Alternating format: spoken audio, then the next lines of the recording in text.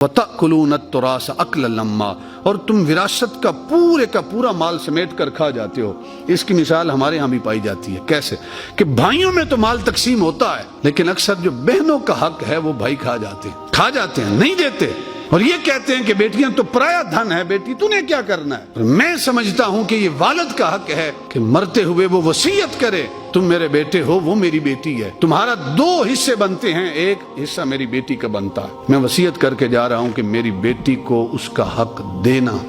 وراثت میں۔ اگر وہ نہیں وصیت کر کے جاتا، قیامت کے دن وہ مجرم ہوگا۔ خدا کا قرآن ہے، خدا کہتا ہے، اللہ تعالیٰ نے قرآن میں ارشاد فرمایا کہ جو بھائی ہے اس کے 2 حصے ہیں اور جو بہن ہے اس کا 1 حصہ ہے۔ اگر آپ وہ نہیں دیتے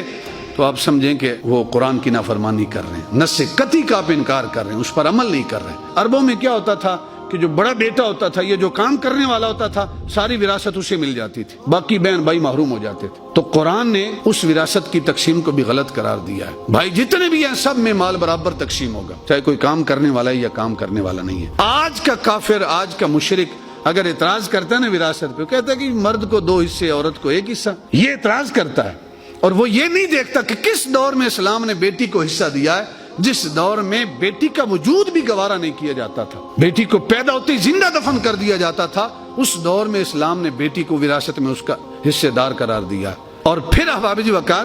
بیٹی کا 1 حصہ ہے، اعتراض تو یہ کرتے ہیں، لیکن یہ نہیں دیکھتے وہی بیٹی